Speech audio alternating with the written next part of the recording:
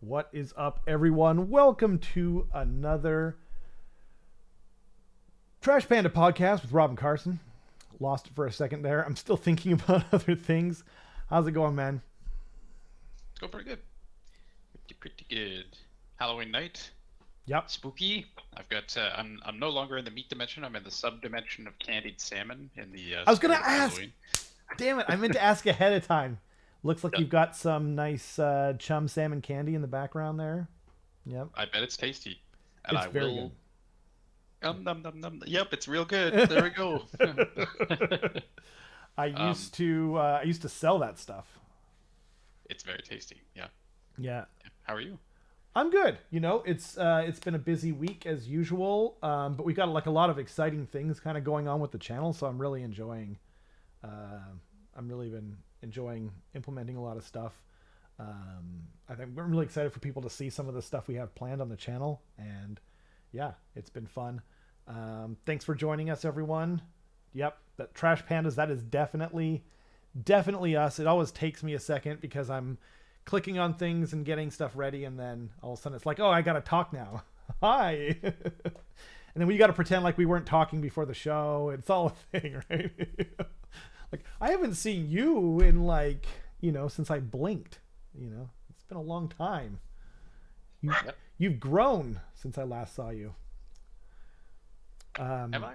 No, you haven't. No, it's Oh. just like a joke when you Not even as a person. especially not as a person.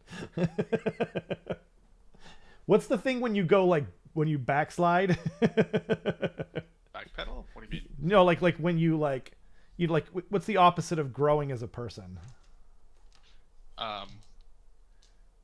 Becoming a degenerate? I don't know. Regressing. There you go. There you go. See, you're progressing already. Okay. It's terminal. Yeah. Why do you even consent to come on here with me? I still have no idea. But I appreciate it. Someone's gotta. Because otherwise, what happens is if Rob doesn't have a co-host, he just goes out into the street and grabs someone by the collar and forces them on stream. So everyone that isn't me that you've seen on this podcast is here by force. Also, the first time you came on, it was because I found you on the street, and Yeah. And I realized Come here, for you. the greater good of the community, I needed to keep coming on so that other people didn't have to be forced on. it's true. And I mean, a lot of you have already seen what it's like when I'm by myself, and that is way worse than bringing in another homeless person off the streets to do a podcast with. But the show must go on, Carson. The show must go on. Yep. He says at least he pays them $20 to say they like Skaven. That's true. He pays you $20 worth of something, and that's all I'll say. Okay, it's not actually $20 cash. It's true, and it's not even $20 like Canadian. It's like I pay you like 20 won, which is like I think 20% of a cent. Yeah. Yep. Anyway, rumor engine. Anyway, 40K thing. Someone said it Inquisitor. Inquisitor's a good guess. Yeah, it looks like there's like a bullet in a crossbow that's attached to someone's wrist. So it's like futuristic Van Helsing almost. It seems like. I think they're holding it. I think it's like a hand crossbow. See how like the hand is around? It's like the top view. Oh, you're right. Yeah. Right? Oh, and then I guess that thing in the center is probably like a revolving cartridge Yeah, or something. it looks a lot like it actually looks like the cartridges that the Space Marines. It's hard to tell from the top, but it looks similar to the sort of drum style, magazine. Right. And we can see that it's either like a bare hand or like a gloved hand or something. It's not armored. Yeah. So Inquisitor's a good guess, I think, for sure. I think it's a great guess. It looks kind of like those fingerless like gloves that you sometimes see them wear. No, that was a great guess. Carson went to the feast. He did, clearly. Yeah. Salmon candy is a really, really delicious thing. Sometimes it's called Indian candy. Usually people try to call salmon candy nowadays. But it's smoked salmon marinated. A lot of the time, it's usually marinated in like brown sugar or something like that. But the really good places use maple syrup, and then they smoke it again, and it dries it out like it's like a soft jerky that's a little bit sweet. It's really good. Yeah, It's fantastic. it really is. Yeah. It's like the perfect balance of like sweet and savory, in my opinion. Yeah. Um, it's not that common outside of the Pacific Northwest, though, for sure. Extremely Um, uncommon. Yeah. yeah. So if you ever have a chance, if you're ever coming to visit, definitely pick some of that up. It's really good. Agreed. Absolutely. Granville Island still sells it. There's some places downtown you can find it. Oh, Yeah. you can get it just in grocery stores too. That's So true. good. Actually, I don't, because I used to like sell. I used to work for a company that was featured on the Food Network so many times, and so I got used to like the absolute premium, like sockeye salmon, marinated in 100% pure AAA grade maple syrup, and like the works, right? Hand smoked with like alderwood. It's just like it's so insanely good, right? So now I'm just like, ew, gross, get it away. Yeah. Could be a trank. That's what I was gonna. Yeah, absolutely. Thank you for reminding me. If you look at the back of the dart, it looks like it could be feathers or something like that. Like obviously it's really small, but I think that's a. I meant to say that as well. Like it looks like it maybe a dart with the feathering on the back. It's hard to tell from this because like that's gonna be real small, right? But yeah, Yeah. there's a blog that shows off till the rumor engine. Oldest one is like a spider skull. Oh, the Arachnarok looking skull. Right. Can you put that in the chat? I could totally pull that up at some point, Bahamut. That would be fun to go through. Is that just comparing the rumor engines to like what they were solved by? Yeah, yeah. They just hold them all. I've seen it, but I don't remember it off the top of my head what it's called. And then if the model gets shown off, then they take it off. So it's pretty cool. Yeah, some of them are like a year old, hey? Like that Arachnarok one, I have no idea how old that one is, but it was before the Gits release, which was in... The Gits released in January. I think it's about a year old now, actually. Yeah. Wow. And it'll probably show nice. Bahamut. Mwah. Okay, once again. There we go. Yes. I take me out of YouTube. Why is it? There we go.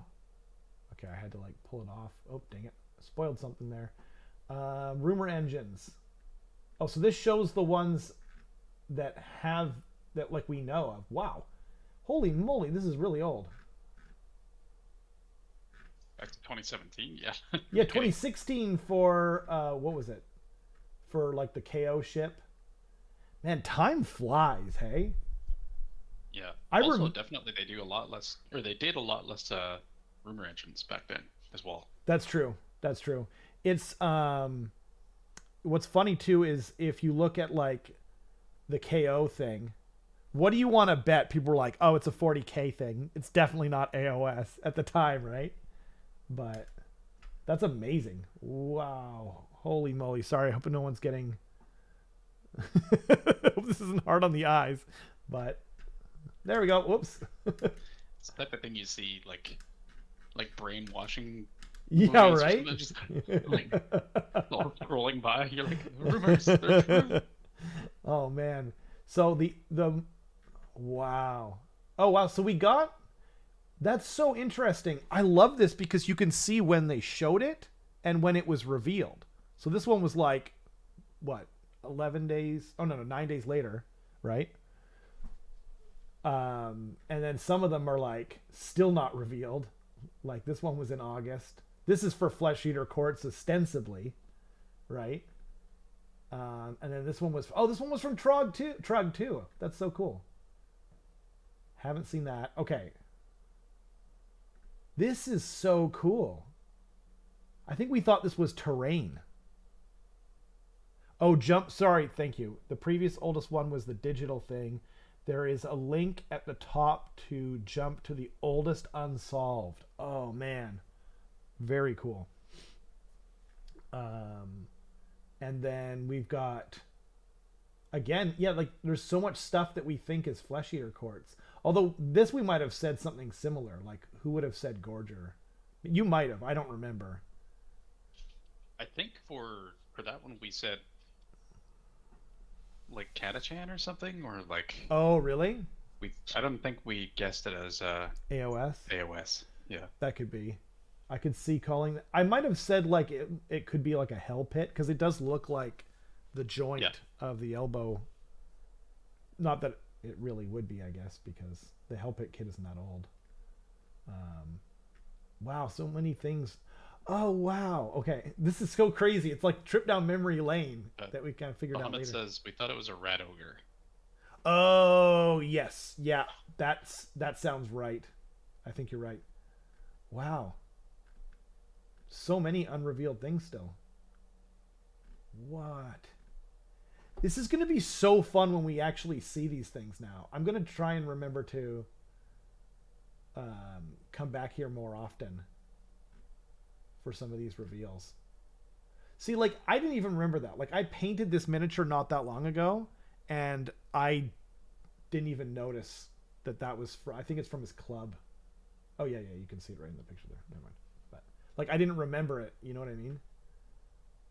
I was like, you can't see it in this picture, but you can. It's just right in front of the body. Yeah. That one I did call. I'm almost positive. I said either like a new Gorok or the Croxagore, because it looks like a Moonhammer, but it also kind of looks like Goroks, which I've got right here. Haha! See? Nice. Yeah.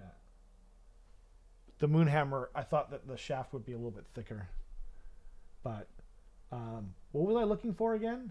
Should I go back to the top and find the oldest one that's unsolved? A Ragnarok one, maybe? Yeah. Okay, so jump to oldest unsolved. Boop. Neat. So I still remember this one because there's like that hole in the middle of its skull right here that is probably something like that. Looks like it was photoshopped out, right? It looks like they just went and deleted it. So either that is a hole and it goes like, because like ostensibly there's something behind that no matter what. Right? I see. Because like if you were to take a picture, like let's just say that that's a hole, like that's actually the hole in the model, it wouldn't be that white. It would be like shaded, right? Like you wouldn't be able to see it that perfectly. So even like, so this could be something that gives something away, and this could also be, this is probably something that they just went in there and, with the quick select tool or something like that and just rubbed it out, or even the pen tool. But, isn't that Shelob? Well, this is like very similar to the face of an Arachnarok. So actually, I guess it could be Shelob. I'm assuming Shelob exists. No, but this thing looks dead. I think this is going to be an Arachnarok. It looks either dead or scarred, but I think it's the skull of an Arachnarok. It could be Scuba. I'm definitely not saying it's not some kind of Shelob, but I would put solid money on it being Arachnarok. Similar to Inquisitor Greyfax's crossbow. Huh. Okay, just with a Nerf dart loaded instead of a bolt. Sorry, I missed that. Okay, just making sure I didn't miss anything. Yeah, I'm excited. The new one looks really cool. Or not this one, sorry. I was thinking of the one that we just saw that I popped up when I looked at the bottom here. What was it? Rawr. Goodness gracious. There's so many comments. Okay, I will do this. Why is everything... Oh, okay. What was the last one we saw that was like... Oh, the Helibron... Possibly the Helibron symbol. That's what I'm thinking of. That's cool. Yeah. Are you checking on the candy there? Yeah, I'm just making sure it's still there. Meat candy. Yeah, it's still there. Did you Google meat candy and that's where you came up with the idea? Or were you just ahead of time? You were like, I need to get salmon candy loaded up. Salmon candy. Yeah, or candied salmon. So I was like, I want to have candy because it's Halloween, but also, we got to compromise. Right? Yeah. You are the meat man, so it all checked out. Okay, so now, what should we go into next, Carson? Well, Warhammer.com. Sure. Yep. Okay. I feel like that's going to be like the thing we're going to talk about the longest. Yeah. So, Yeah, that's fine with me. okay. So, Warhammer.com.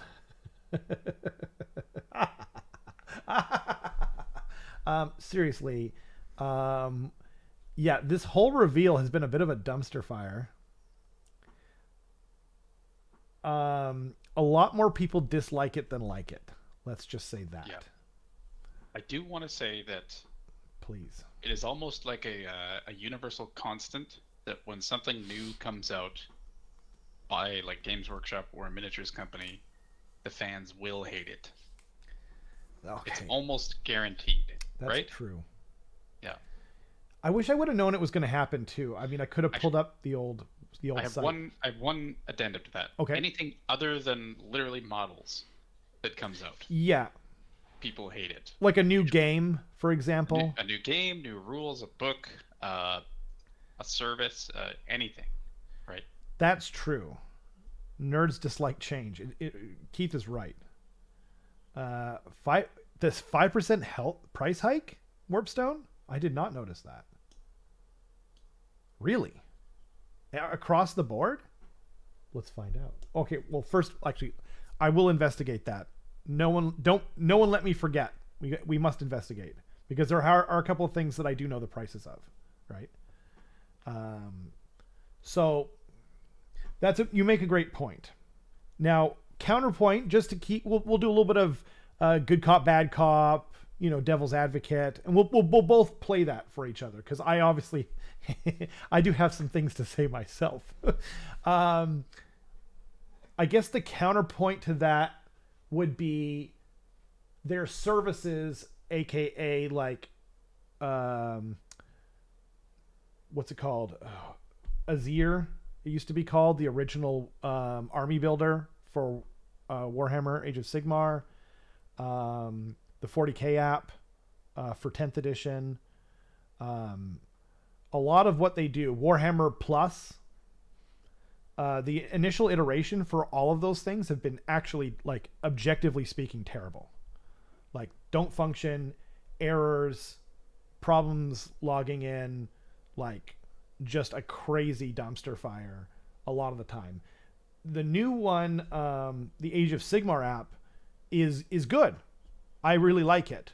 There are still errors in it, and when it launched, it was significantly worse than it is now. It's still not the best UI, but it's good, and I prefer. It's my favorite way to build an army. Actually, is in the app. It's a useful tool. It's like very useful, and all the war scrolls are locked in. You can look at it for free. That's my favorite part about it, actually, is that you can be like, I wonder what's going on with this army, and then you can kind of look at the war scrolls of things that are common to see and get like a much better idea. Yeah. Now, in a perfect world, I think honestly, like you'd be able to just see the rules for every army, but that's probably not going to happen ever. It probably isn't. I think a lot of actually this is something that's kind of interesting, and it might be a topic for another day. But I've actually given that a lot of thought because a lot of people complain and say that, like, if they just made free rules, then we would all just buy the models and blah blah blah. But I think from their perspective, like, one of their main expenses for R&D is making rules, designing models, and things like that.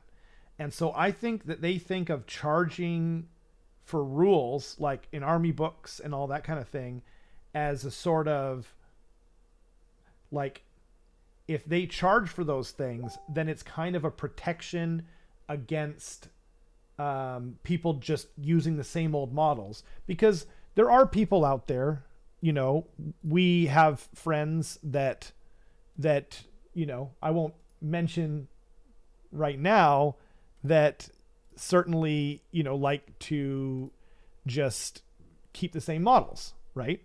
Which is perfectly fine. It's perfectly valid, because if you buy a model, it's not like it's something that has an expiration date on it. When you buy a model, you're thinking, this is mine forever.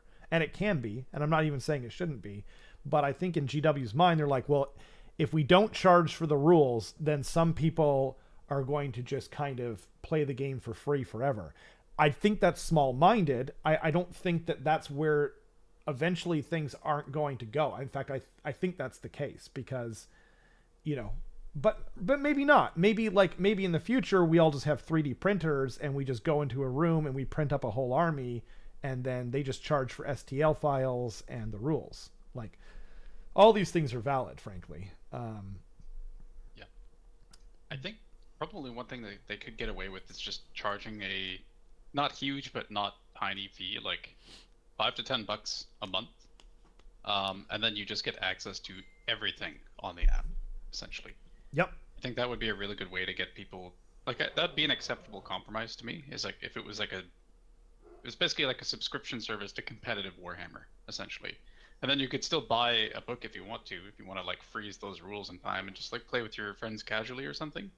But if someone wanted to like know everything about the game and play competitively, like $5-10 a month to just have access to everything would be pretty acceptable. Yeah. Yeah, I've heard that idea before, and it's an interesting one. You know, I think the War Scrolls should just be free. They are already too. Yeah, no, I know. With that. And yeah. Age of Sigmar, they have always been free. That should be pointed out. Yeah. You used to be able to download them on the website, and that's how I originally got into it, and that's how I get into a lot of armies. I'm just like, oh man, Bellacor's so cool. I wonder what his rules are, and then it's like, oh, he can do this, that, and the other. Oh shoot, oh I really want to buy him. I only have one army that I can play him in. That's Zeech. It's whatever. I got him. Okay. And then you're like, oh, but if I have Be'lakor, I wonder what Chaos Warriors are like. Maybe I'll start making a Chaos Warriors force, and you just snowball into these armies, into these giant collections, right? And a lot of it is through just free War Scroll. I really think so, you know. But I guess that's a thing for another day. So Warhammer.com. Man, what a crazy like dumpster fire this has been like all morning, and it's been hilarious. And I actually meant to pull up some of the screens, but I needed to ask my friends if I can show the screens that they were sharing on our Discord and whatnot. But like crazy big pictures, like can't see everything. People like logging in and going like, did I accidentally zoom in 200% on my browser? No, I didn't. Just that kind of thing. What are your thoughts so far? My thoughts are that the original Games Workshop website was not good. No. Yep. And it's just kind of something that we all got used to. Like there was a lot of weird things that you had to do, like weird non-UX friendly like paths that you had to go through to actually get what you want, and then like you want to play Warcry, yeah. Right? Okay, I want to play Warcry. We're talking about the old website. First of all, we're talking about the old website. I want to play Warcry. Okay. Well, Warcry's in the Age of Sigmar universe, so I probably click on Age of Sigmar. Right? Nope. Wrong. Like, does anyone even know how to get to, like, I know how to get to Warcry because like I've had to do it enough. But like you have to go under boxed games. It's not a boxed game. It's not a board game. But you have to click on boxed games and then on the left find the right game.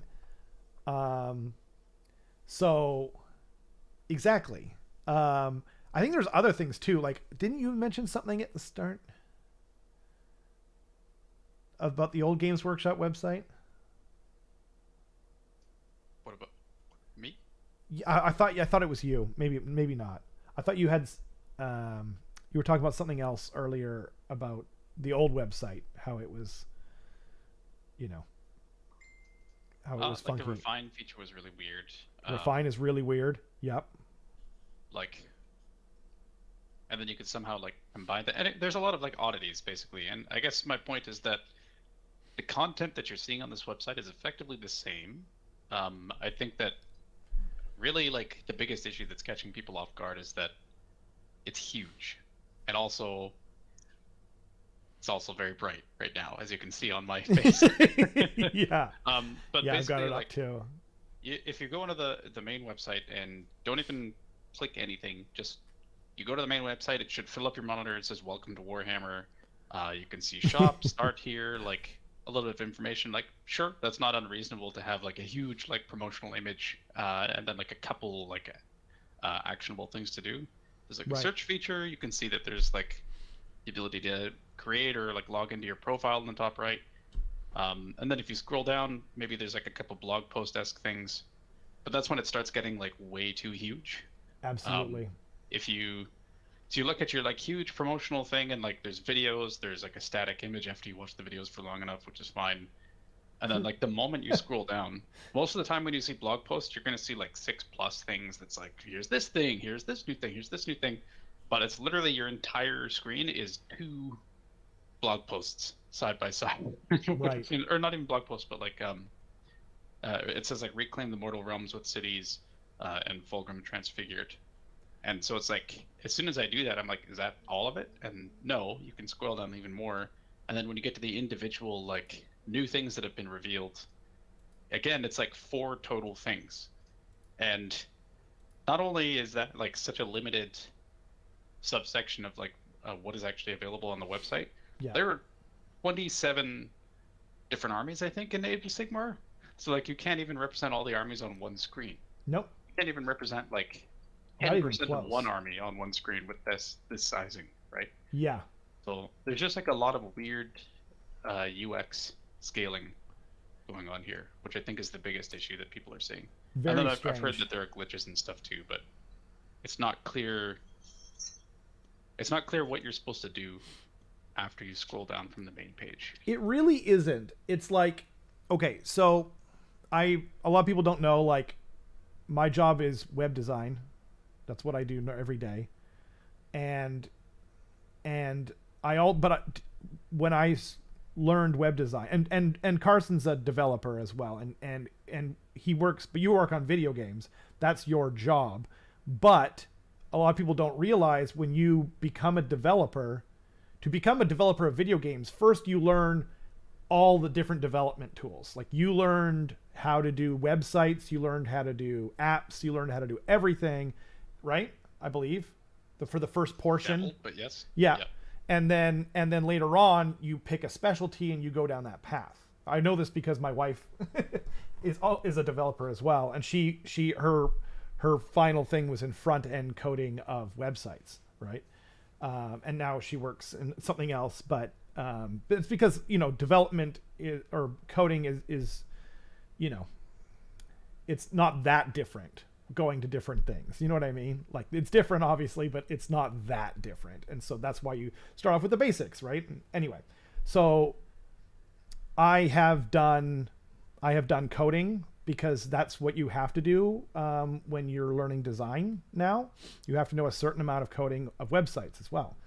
And this website breaks literally every rule I ever learned for the fundamentals of coding the code and designing the page. Like it's crazy, right? And the thing that bothers me the most, to be honest, is the complete lack. I mean, and a lot of people probably aren't going to notice this, but there's like a huge lack of optimization of the images to the point where it's such a huge waste. Like the everything should be loading like that. Like that's one of the basic designs, is that you don't want to lose anyone who doesn't have a perfect connection, right? Because if websites take long to load at all now, people are just like, I'm out, I'm gone. You know what I mean? And you can take pictures, any picture. Like I've got pictures that are huge that are meant to be used for like t-shirts and things like that, like high-end graphics. They're absolutely massive. I can take them in Photoshop, optimize them, export them, and they are like 200 kilobytes, and I can't tell the difference between the original image and the new one. I zoom in and I still can't tell. It's the easiest thing to do in the world. But yes, but it also breaks it. So here, I went on a little bit of a rant there. but there's so much wrong with this website. But it's also like, I think we are also, like, to your point, remembering the old website with a little bit of rose-colored glasses. We all got used to it, so even though there was a bunch of stuff wrong with the old website, we didn't see it because we were used to it, right? So now the first thing that's really wrong with this website is something though that the old website got really well, which was when you go there, most people who are going to Warhammer.com have been to Warhammer.com or GamesWorkshop.com or whatever, right? We've almost everyone who's been there has been there 1,000 times. So what you want to do is you want to minimize the amount of time from people to get to your website to the thing that they want. So in this case, it's usually going to be an army, right? But as you said, we scroll down, so we get here. You can search the store for sure, but that's not how most of us go about it. Like, can you remember how to spell Crondis? Right? You know, or even like something that someone put in earlier, or like something I've written a million times, like Thankful. You know what I mean? It's so much easier on the old website to click on Age of Sigmar, Skaven, and then scroll down. Like, it's actually faster. So here we go. We arrive at the front of the store. Welcome to Warhammer. Okay, cool. Watch video. Who's watching the video? No one is watching the video, right? But if you want to watch the video, like, it pops up, but see how quick that was? That means it had to load that video. For you to get to just to this website, it had to load that video, right? Anyway, okay. So now we got new and exclusive. Here, I don't blame them. Here, I actually don't blame them. I think this should be at the top. New and exclusive, because it's like when you go to the cash register, they have stuff there that they're trying to entice you to buy. You know what I mean? So I might have come here to look for Thankful. Oh, that model, that blacksmith guy, he is actually kind of sick. I'm going to click on that. And then you can go down a rabbit hole. So here, totally understand it from an economic point of view. Totally get it, right? But then we've got like some random models down here with their prices. Again, this isn't a great idea. But here is what we finally get to when we're trying to look for the right thing, okay? This should be second. It should be like new and exclusive, and then if something catches your eye, you go down that rabbit hole. But otherwise, boom, this is where you want to go, right? So we've got Warhammer 40K, Age of Sigmar, which is what most of us come here for. And it kind of goes, it seems to go down in popularity from there. The next most popular thing is the Horus Heresy, from what I understand. I didn't realize it was Middle-earth was actually even in there. But now we're back at the same problem as before. How do I get to Warcry? Right? I don't know. Like, I actually am, this is a genuine question. How do I get to Warcry? I'll try Age of Sigmar. Like, I don't even know that this is true. Okay, and then this is not planned out, people. What is going on? Redirect status. This actually didn't happen to me earlier. I had no trouble clicking on Age of Sigmar.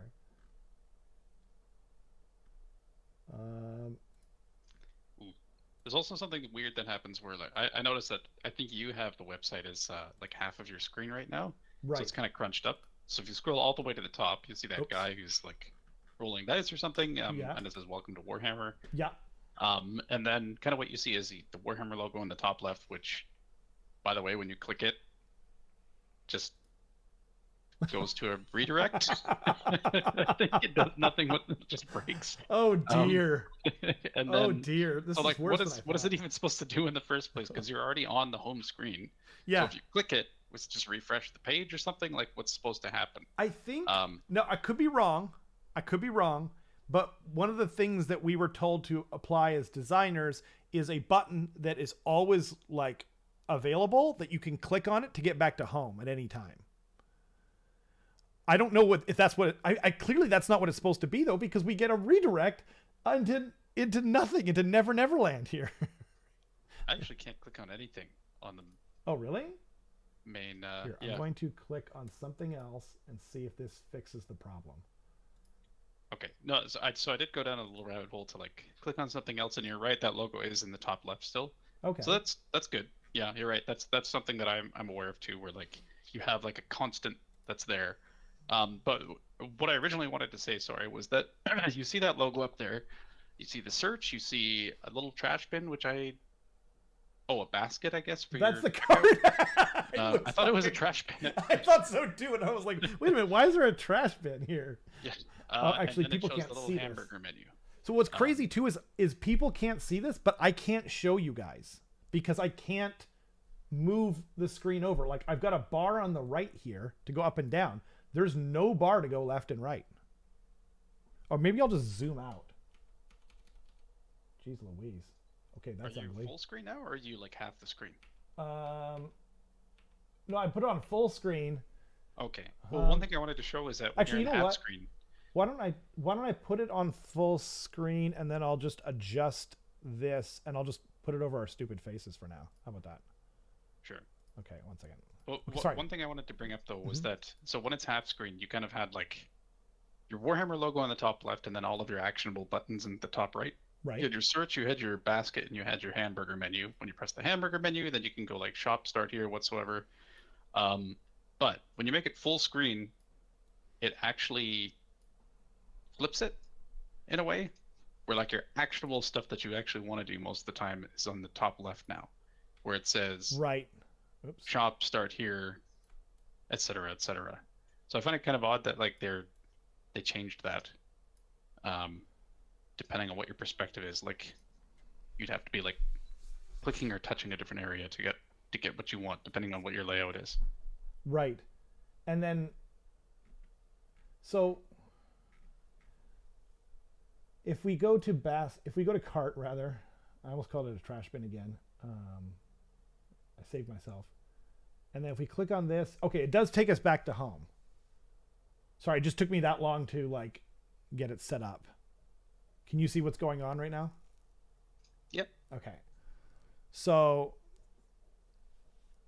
oh man, like this is crazy. This is still blowing me away, right?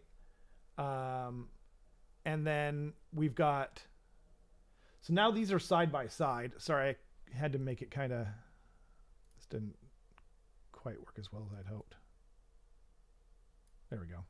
It's a little better.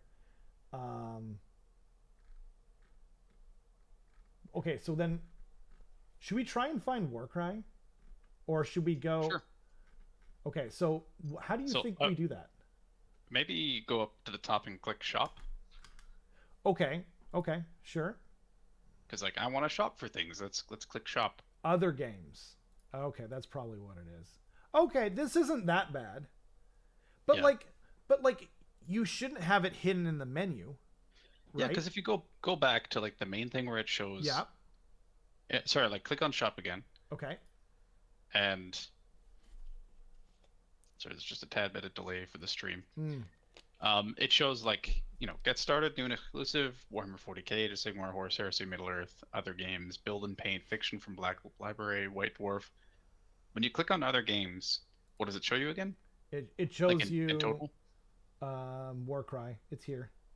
Right.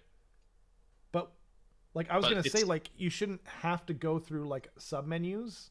Ideally, Yeah. There should be a button that you can click. You know what I mean? Well, what's weird is that it says Warhammer 40k Universe, and then it says Kill Team Necromunda, Warhammer Quest Blackstone Fortress. Yep. And that sort of stuff. Yep. Whereas, like, why isn't it that when you just click on Warhammer 40k, it shows you that stuff? Exactly. You don't have like all these different submenus. That's exactly what I mean, right? So you just click. So if we go down here too, that's what I'm curious about. We click on Age of Sigmar. Okay, now we load it in. Did it work earlier? It didn't, right? No, it didn't. Yeah, I got a weird redirect. Okay, so now I'm not actually getting a headache from doing this.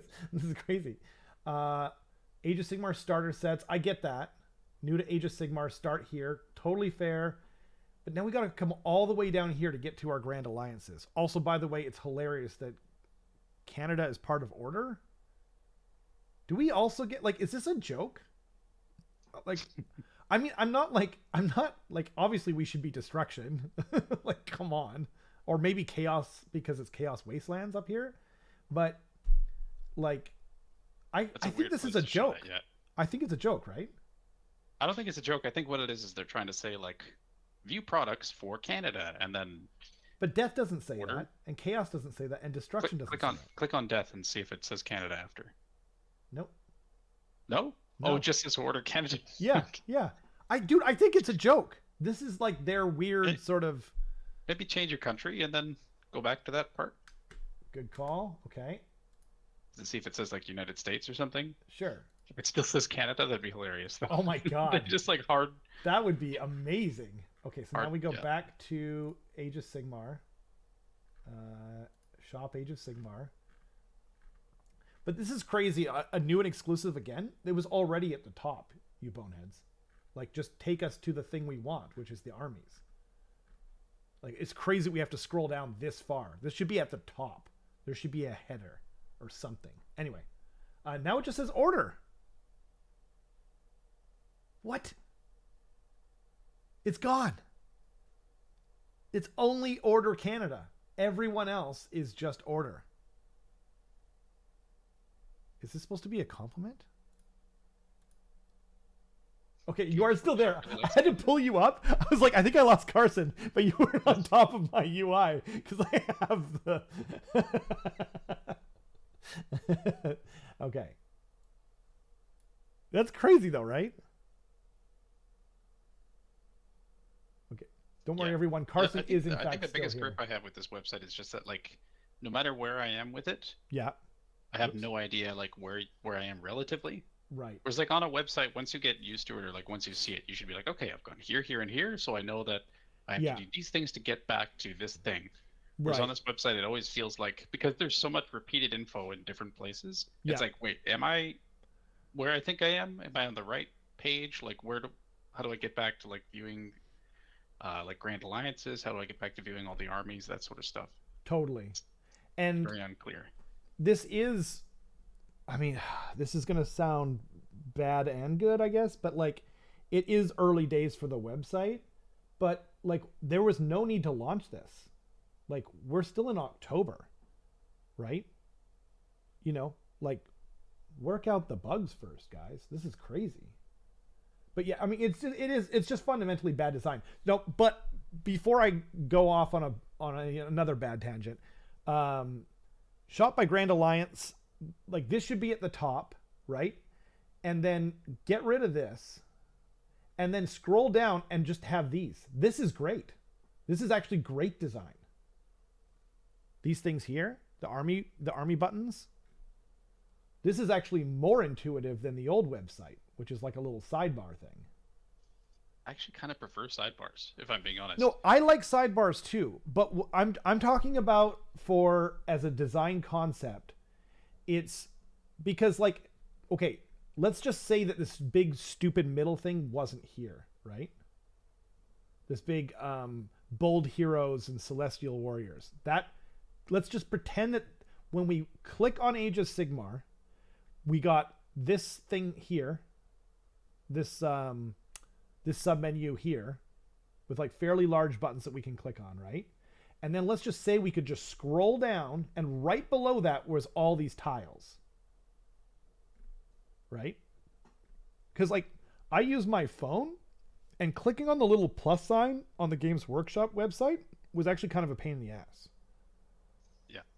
I think they should have both, honestly. Like one common thing to do is where you have a sidebar that shows you like all of the different options. So it would say like Age of Sigmar, Grand Alliance, like Order, Death, Destruction, Chaos, and then you would expand each of those like the old website did, and then you could click on them like that. Right. Or you could click on the total Grand Alliance, or you could click on like the Age of Sigmar page and then be shown like a nice tile art version like this. That's true. And then having both would be nice because like sidebar thing is much more convenient for like a desktop because you have the mouse and like high precision, but the tiles are extremely nice for mobile, as you were talking about, if you just want to browse stuff on your phone. So having both is very beneficial because like fundamentally the UX should be different, right? It should. Yeah. Between mobile and desktop. Well, and the other thing to mention too is that, so I think I'm not positive about this, but I think this is probably a progressive website. But a progressive web app, like a website that's like I believe it's called a progressive website. It's been a while since I've dealt with like the lingo because I haven't sold a website. Progressive web app. It's where it like converts from like an actual application to exactly HTML and JavaScript and it also like the pictures will conform to the screen size and make themselves smaller and bigger depending on the size of the screen. And like UI items like menus and such, they come down and stay where they are even when you're scrolling down. So you have access to all the buttons at the same time. You never lose access to that. So to your point of having the sidebar thing, we could have both. We could little taco girl this. It's actually not that hard, right? Like, and like the crazy thing is too is like you can. I mean, I saw a thing on Warhammer or on a Facebook page, and it was something like someone just like, could someone tell these people about Squarespace or something like that, right? Because like you don't even need to do anything. Like Squarespace will make websites for you that are progressive, and you could just use them. You know what I mean? Like they paid someone like probably like way more money to make something that just doesn't function as well. Yeah. It says it could be the template for a Warhammer reactive native app that also runs the full website, which makes a lot of sense and would basically be kind of what Rob was talking about with a progressive web app, where like they could ship this as an app as well. Yep.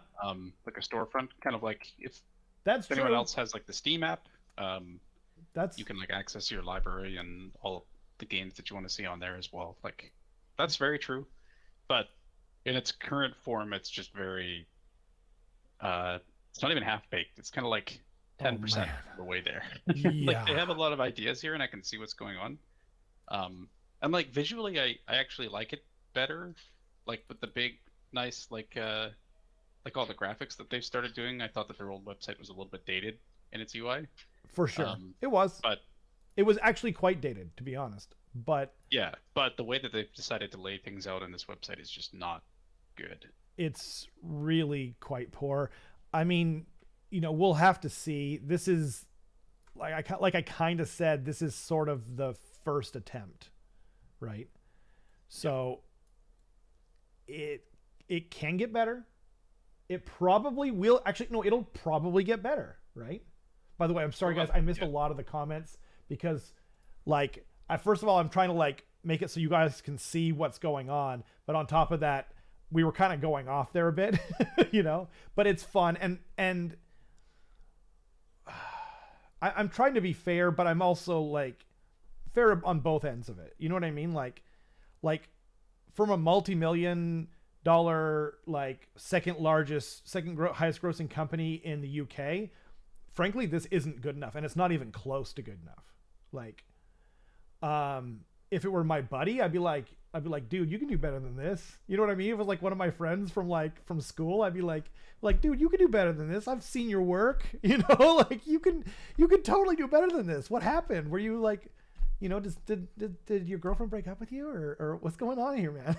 You know, but I wouldn't be making fun of him quite so much. Right. But, you know, I think that's a great call. Was it Bahamut who said this is probably like an integrated app / whatever thing? Bahamut, yeah. So, yep. Yeah, I think that's a great call. Go ahead, sorry. Go ahead. Well, just to finish that thing, like they probably want to make it like one app / website that you can watch Warhammer Plus, you can order your minis, you can get your news, and that is a good idea. You should be able to do that. Like they talk about UIs in video games, like I don't play League of Legends, but League of Legends is like a classic example of where you open up League of Legends, you can watch the esports grand finale from your game, or you can play the game, or you can learn how to play the game, or you can go to their store. Like you can just do everything from this one location. That's really good design. Yeah. Sorry. No, I was just going to respond to some more comments too. Bahamut says, getting rid of the GW / Forge World names, because I mean, I want Warhammer. Let's go to warhammer.com. That makes a lot of sense. Yep. Like, I think one thing that they could have done though, and actually they've already done this in reverse, is if it was about like securing the warhammer.com domain name, you could just redirect that to gamesworkshop.com. Someone types in, I want Warhammer, I go to warhammer.com, and it just goes to Games Workshop. And actually, if you do the opposite right now, type in gamesworkshop.com, it does go to warhammer.com instead. So that could have been a good first step, and maybe that was the case for a little while. We just didn't know. But yeah. Well, and I do think like if you I actually saw this coming. I didn't think they were going to change the whole website because it was functioning. It was working. Like there was nothing wrong with it. There was a chance for improvement. But if you, I lost my train of thought actually. But Well, while you regain your train of thought, I like what Warpstone said, which is Yes. a buy now button in the list building app sounds atrocious. I agree. that's what lost my train of thought. It would be terrible if you're just like building something. It's like, hey, we detected you haven't bought one of these yet. Did you get the third-party retailer? How dare you? Buy now, like that sort of thing. You have to like register each one. Were of you your wondering kits why with your code. app wasn't loading fast enough? It's because we detected a third-party purchase. Yeah. We saw your post on Facebook Marketplace. Your account has been deleted. Yeah, that's so true. Like, for a game that like you don't need any digital support for, well, you do now, but like you traditionally never needed to. Like, the apocalypse could come, and we just need books, dice, and minis, and we could play the game. Might go to like, ugh, I don't like the sound of that. But I mean, what's funny though too right now is like the third parties are almost protecting them because like I don't want to order web minis from this website right now. Like I wouldn't. You know what I mean? But like I have no problems just going to my local retailer. Oh, yeah. Yeah, I mean, I think at the end of the day, this is kind of why I don't mind this website as well, or not. I don't mind it as in like I'm not particularly bothered by it not being good, because like I never use it in the first place, right? That's true. The only time I do is like maybe I just want to check the price of something because I don't know. Maybe I want to like do like the 360 view, which by the way they don't have anymore on What? this website. Are you serious? They haven't. I think it's like work in progress. They intend to put it in, but Oh, it's okay, gone. okay. If you go to something that had it before, like it's not going to be there. Oh So- man, I was just like, because that's like such a cool thing from the original site. It's one of the most useful things because like you can get a really good idea of like what a model actually is with that 360 view. Yeah. So Especially because like GW tends to take awful pictures of their miniatures, so that 360 view can really redeem a model. So you're looking like, damn, that's ugly, and then you're like, Yeah. oh, the 360 thing popped up, and then it starts rotating. You're like, oh shoot, maybe it's not completely hideous. Oh my god, I actually love this model. Like, what do you know? yeah, yeah. The only Warhammer website I really go to is warhammercommunity.com. Yeah. Because like, and to be honest, like that team has been killing it. They've been They've been killing it. They've been doing daily articles. Like they keep everyone very informed about like what the previews are, what pre-orders are going to be, like Yep. all of these little like snippets from Dawnbringer lore. Like fantastic. They've been doing Oh, a great job. Post every day. Like it's great. Thank you for reminding me. I meant to bring up, there was a short story about Belthanos, and it's badass. It's freaking awesome. And I was going to say, I think, and I hope I'm wrong, okay? I hope I'm wrong, because it would mean spending all my money. But I am wondering if the starter set is Skaven versus Kurnothi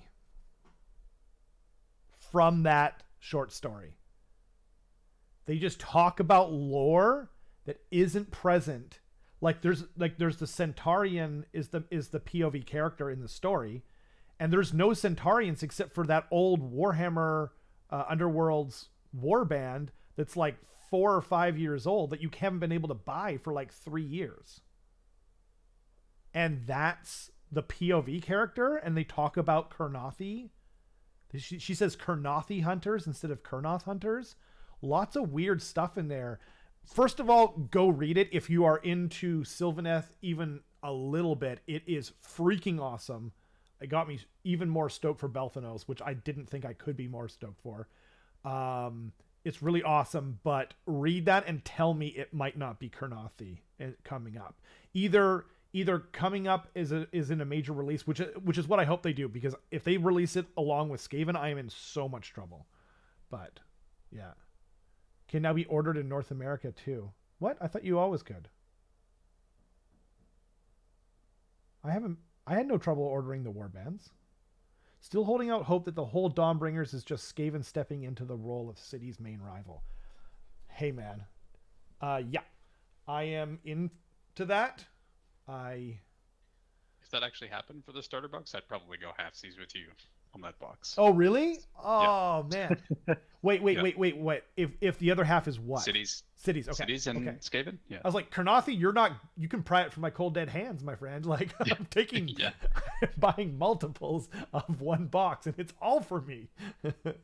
Oh God, I hope not. Like I cannot afford it. I'm not kidding, people. Like please, God, no. A lot of I've heard other people say, like I think um, I think it was Vince was saying like he like wood elves have never been the traditional rival of the Skaven, but that's not true. There's a lot of old lore where the Skaven, the only place that they couldn't go was underneath Athel-Loren because they would just die. Like the forest is just like malevolent and would just stop them. And there's also a novella, a really good novella called I might get this wrong, like Hour of Shadow or Shadow. I think it's Hour of Shadow, and it's like wood elves versus Skaven. It's awesome. My buddy Jeff lent it to me. So anyway, that's another tangent.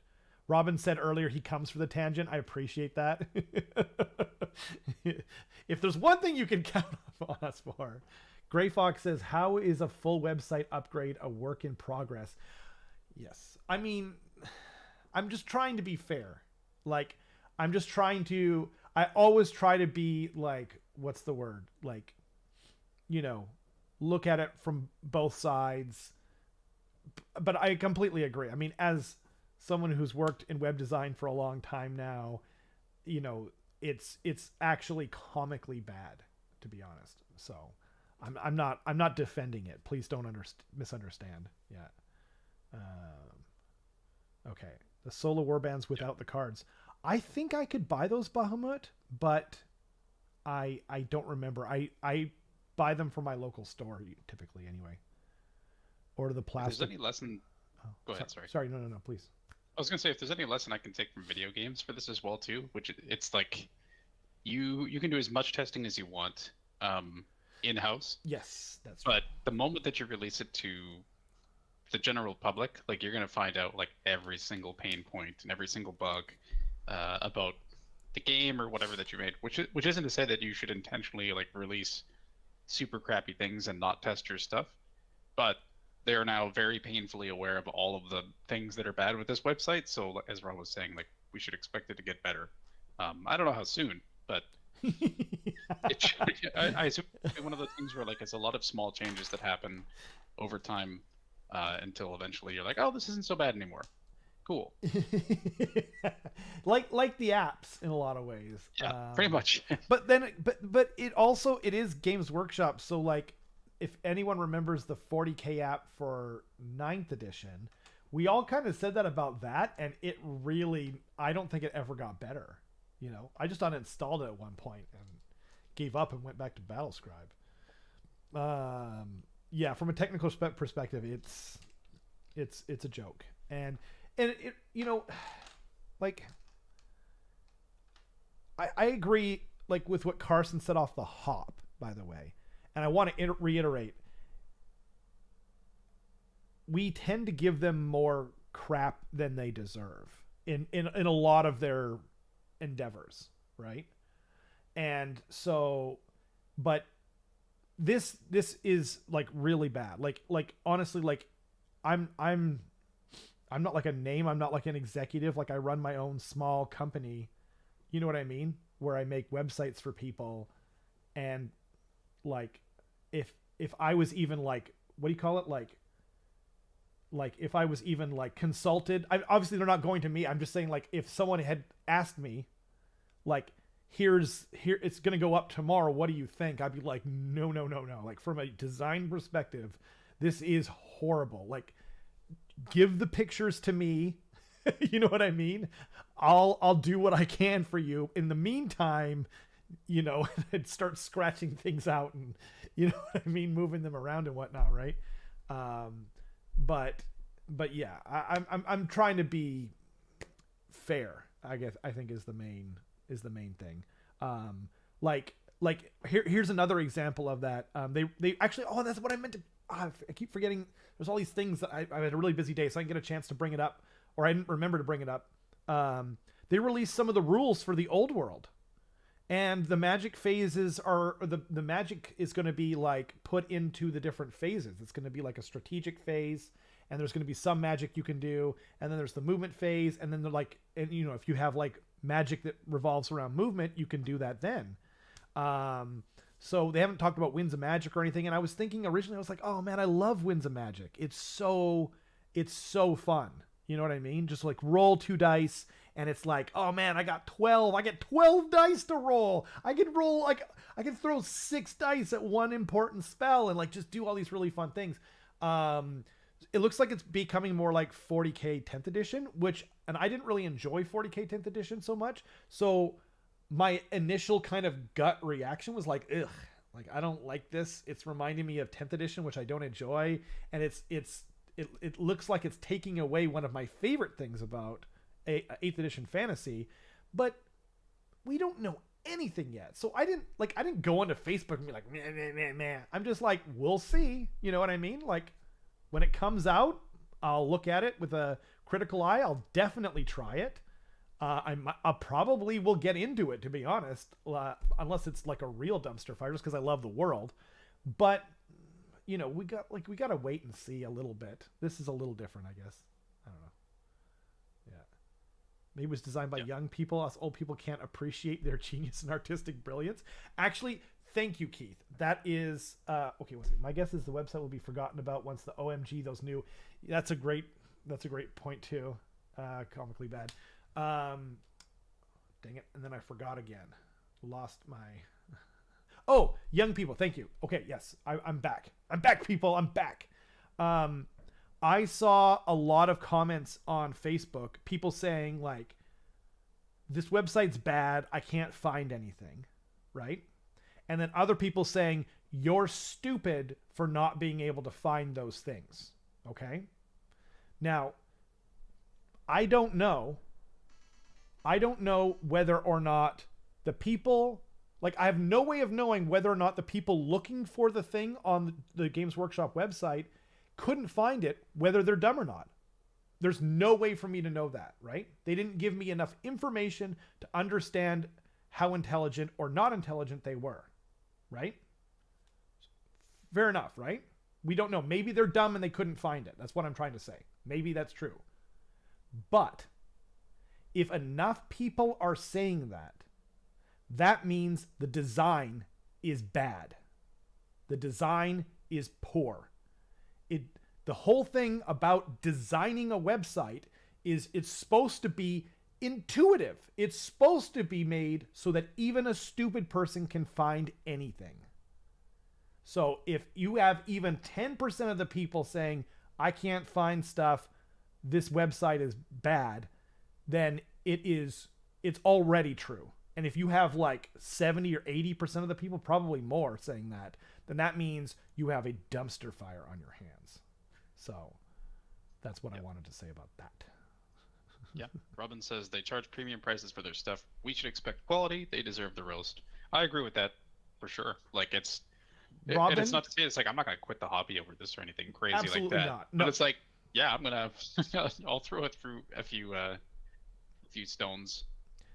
Robin, mwah. Yeah, that was perfectly said. In fact, let's just stop the video. That's all we need to say. Yep. Let's move on. How about that?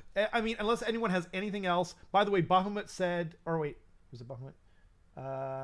FEC preview on Halloween would have been awesome. How sick would that? Imagine if today, instead of revealing the website, they'd be like, FEC. We'd be like, oh my God, GW, you did it again, you bastards. So they kind of soft did. What? Don't you remember that little, they didn't reveal any models or anything like that. But why do you do these things to me? They did like a big feast thing. Right? What? They did, that's the problem is they released this website at the same time as that, so like no one cares. Okay, I'll bite. Video that shows like. Was it on Community? Maybe. Let's take a look. So I saw this. This is a Blood Bowl. A royal invitation, right? I thought this was, but that's for Warhammer.com, right? Is it? Yeah. Oh, oops. Never mind. My bad. Wait. I thought that. Or oh no, wait, am I wrong? Sorry. I think it is. Oh, I think you're right. I think you're right. I thought because it's right below the Warhammer.com thing. I just thought they were like, "You are cordially invited to Warhammer.com," and I was like, No, "Okay." This is something completely different. It says, oh my gosh! Yes. Just reading it out. The Twin-Tailed Crusade wends its troubled way through Akshay and Gairan, led by an upstart lowborn, shadowed by foul omens of death. Doubtless, this noble venture is doomed to a terrible fate. Like that seems very FEC to me. Yeah, exactly. Like there's a link. What? Oh. This better not be porn. Wait, what? It took me to the upstart lowborn is Talia Vedra. Okay, it took me to like Dawnbringer stuff. Foul omens of death on their crappy new website. What does this mean? Well, that was a letdown. It took me to the Stormcast Eternals thing. I don't think they meant to link that. I don't know, but it seems very like FEC, right? Should I click on the video? It just says you were summoned one and all to partake in the coming feast. To me, this sounds like FEC is like, come, join our feast, like Cities of Sigmar, Stormcast, come along, eat with us, kind of thing. You can do the video if you want. I think it's just like, okay, it's literally just food. Be careful of your ears, everyone. I can't promise that this. I can't. There's nothing I can do. Like they don't allow me to adjust the volume ahead of time. Okay, so okay, it's not too bad. You are cordially invited to our feast. It will be the most sensational soiree of the season. We'd love to have dinner. What? That is godlike. Thank you for not letting me miss that. Oh man. Yeah, so that's gotta be. Watch the video. Sorry, I didn't even see that now. Bauman, I mean, am I wrong? I say as I stream this on the whole website is an FEC fever dream. GW's just like, a perfect website has been released to the public. Yo, I think no way he's mangled. Right. What do you mean? Dawnbringers add to cart. Is that right? Is this supposed to be like a? Or wait, are you just making a joke, Will? Just making a joke. Oh, okay, yeah. okay. I was like, trying to say that, they've like, done it again. This is amazing. No. I thought if I clicked on Dawnbringers, I was gonna get like FEC, and I was gonna be like, oh, this is amazing. Like, I bow down. No. They need to do that though. How freaking amazing would that be? Like, have the pictures just kind of distorted or whatever, and then what a missed opportunity. I don't know what this is then. It's a lawsuit waiting to happen 100%. Someone's like, I wanted my Stormcast. Yeah. Now I got FEC. This is thus the class action lawsuit happened. Yep. But yeah, that video got released and like no one really talked about it. What? And it's very clearly like FEC are coming. Yeah. Okay, but let me push back. Ever the voice of reason. What if they had done that same video last week? Today, on Halloween, they show it all, and then tomorrow, it's you wake up after your sugar crash, you ate all that candy from Halloween, and you're just like, oh man, and then they show us. You know what I mean? It's like your day was already bad. It's fine. Welcome to Warhammer.com. I'm pretty sure. So I think that would have been a cool thing to do, but I don't think the timeline works out, unfortunately. That's fair. But dude, I'm almost watch them release it tomorrow or something. It's like you could have done this. You know what I mean? I'm almost positive they're going to show it off at the Warhammer World Championships. Right. Because there's like I know that they're showing stuff off then. I think it's like Friday night or something. Okay. So that's probably, which will be cool. I'll be there in person, which is going to be like the first time that ever happened to me. But I think that's what's going to happen. Is we're going to see FEC at that time. That would be really cool. Oh man, what if you win? They give you an FEC army. Just earlier than everyone else, yeah. Dude, I really you get to use the rules at all the tournaments. And they're super broke. Have fun. Yeah, exactly.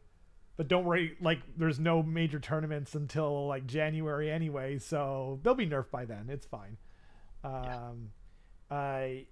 Yeah, it's funny you say that, Keith. Like I looked like death for most of today, but I did have a decent amount of caffeine with my dinner, or else I would have, been like phasing in and out of FEC mode myself. I actually had I played FEC. I never played them on the channel because I bought a bunch used. I fell into like this weird like honey trap of like someone posting pictures of this FEC army, and they were like, yeah, they won a painting award, and like from afar it looked really cool, and then when you get there, you know what I mean, it's not quite what you thought. But they were just painted like crazy mismatched, from my scheme to the other one. So I never played it. And then I knew a guy who was moving away and he wanted to get into FEC. So he bought all of the ones that I got off of that guy and some other stuff too. But I still have like about 2,000 points. And one of my favorite conversions I've ever done, actually two of my favorite conversions I've ever done, are both FEC that no one has seen. So I would be, I hope that if it's FEC, I'll definitely get into them, and I'll assuming I like the models, of course, but like I already like the models and they're super old, like they're all old as hell, but the story and like, you know what I mean? Their flavor is fun. It's super cool. When is WWWC? WCW, the World Championships of Warhammer, right, are November 16th to 19th. So basically, 3 more weeks. I'm gonna be at, so in 2 weeks, actually. Right. Yes. You will be going, right? I'll be here. Well, I'll be here on the channel in 2 weeks, and then that'll be the night before I step on a plane to Atlanta to go. Wow. So we'll do like a big check-in thing. We'll talk about the tournament and like the format and stuff like that. And hopefully during that week we can. I don't know if I could. I don't think I'll be able to like live stream or anything like that from there. But I'll be checking in in the Discord. So yeah, I mean, you have access to the channel. I think you could live stream. I could, but I think it's an issue of more so internet connection than anything else. Probably because event Wi-Fi tends to be pretty awful. Yes, yes, for sure. I just meant like on our end. I think you're good to go. But yeah, okay. Okay, awesome. That would be great. That'd be really fun. Let everyone in the comments and in the chat or whatever, if you want to, assuming it's possible and it can be done, let us know if you want to see. I mean, you could even just be like going out to eat or something like that, but whatever.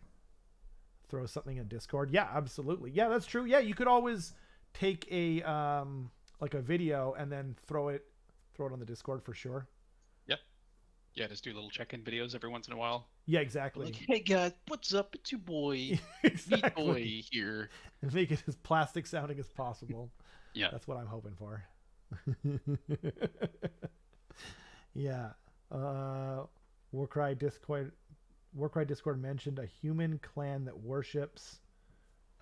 Sorry, it cuts that out on my thing again. The GHR. The GHR. Oh, wait, what's GHR? Oh, Greenhorn Rat. Ooh. How did you not get that? I know. It's because it's in lowercase letters, and I'm on FEC mode. I'm like the right. Summer King. What's his other names? Because he's got like half a dozen other names. And I was trying to think about. I'm not sure. I just assumed I knew what it meant. Yeah, it's your man with the mustache coming at you live from Warhammer Championships. Yeah. World Championships of Warhammer. I love it. Yeah, I'll pronounce it like as well, like a turntable, like scratch my. Oh, nice. I like it. Wicca World Championships. Like Bobby Hill. It's like everyone here is a wiki whack. Yeah, but because it's going to be so loud, What'll actually come through in the video is just Yeah. Gobbledygook nonsense, and then they'll just assume that it's more Trash Panda nonsense, and everything will be well in the world. They'll just play the video, and it'll be like that scene from Event Horizon where they're looking at the old ship logs, and like they're all like in hell, going like, no, and just like, yeah, I show my eyeballs to the camera. Yeah. Where we're going, we won't need eyes. Yeah, because basically the World Championship of Warhammer is the realm of chaos, right? Yeah. Yeah. That checks out. Sure is. Oh, and I man. can't wait. It's going to be good. Okay. So if we're done talking about all that craziness, we did release some merch. So it is on myspreadshop.ca. Carson recommended this website. We had our local club, had some shirts and stuff made from them, and they were really nice quality. And so it's actually 15% off for the first 2 weeks. I have another design that's pending. Yes, legally distinct. Absolutely. It's the Hypnoslan. I have an, and it says all hail the Hypnoslan. You can get like whatever you want. You can get like hoodies and aprons and tote bags. This is design 1, right? And here I'll just kind of zoom in on it here. There we go. All hail the Hypnoslan. One second, I can't quite. There we go. And you can get it on different colors. And yeah, like I said, the quality of the shirts was really good. Took a while to get it made. I hope you guys like it. Yeah, this is the first. This is actually the new. This is like the most recent design. And then we have other designs up here. We've got the Hanzo the Rat on here, so you can grab if you like Skaven, want to support the channel. The original art that my brother did is on here. You'll notice that this dice has 7 pips on it instead of 6, and this one has 6. So I'm just saying. But anyway, I am going to add more stuff as we go along. If you guys want, I can also. So the original designs that if you can ask Carson, pending approval pending. We could totally do like some kind of like, oh, that would be so great. Like what do you call it? Like a cutout, like a silhouette with the mustache. I'm into that. It's my dumb face. I'm into that. I know how to cut you out of a background. A picture of you doing this and smiling. It's just one of my favorite pictures of you. It scared the hell out of young children, but it's fantastic. No, it doesn't. It's seriously, it's an amazing picture.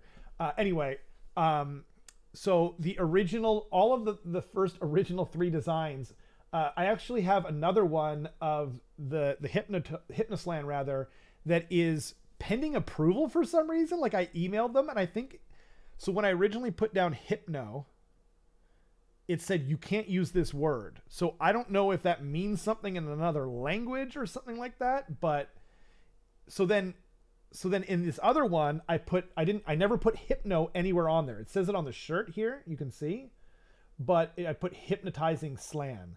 So hopefully, hopefully it gets approved. I emailed them. They said it should be approved within a week. So the sale will still be on with a 15% off and everything. And then, so I have that. I've got Hanzo the Rat. I might add another design where it's got like his name below it in kanji, or maybe just like Saga of Dice or something on there. So that's an idea. And then I also have the Kraken. So if you like Cthulhu, you like Krakens and octopuses, this is my original design. I actually made it for a t-shirt company that I used to own. And I've kept it all these years. I've had it. I've made this like 15 years ago. And so, I now use it as the logo of my channel. But yeah, anyway, so if you guys want to support the channel, all the designs are up there. Really good quality merchandise. No pressure, of course, but it's just another way to support the channel. And I didn't get a chance, but the new dice came. The Hypnoslan dice are here. Is this working? It's like fading in and out of. Oh, there you go. I'm sorry, everyone. Kind of see it. So they're really cool. They're because of how your screen works. So your screen is in RGB, and these dice are actually true cyan, so they don't even show up as the color that they actually are. But yeah, they're this beautiful cyan color with white pips, and they're totally square. I've started really liking like proper square dice. I don't know why. I think they look better, and also they're matte. The old dice had a pearl in them, which wasn't as good for, you know, like on-screen stuff. When we were rolling them on camera, it reflects more. But these ones are a little bit more matte, so you can be able to see them. You can get the dice if you email me, and you can get obviously the shirts and everything from my spreadshop.ca or .com. But if you want the dice right now, you still have to email me. That's going to be the cheapest way, but I'm also going to make an online store where people can just purchase them and whatnot. But yeah, the links are not in the description. I will take care of that as soon as possible. In fact, I wonder if I can do that right now. Do you think that's possible, Carson? Let's find out. Yeah, find out. Take it from here, Carson. Oh, here we go. Yeah, it looks like it is possible.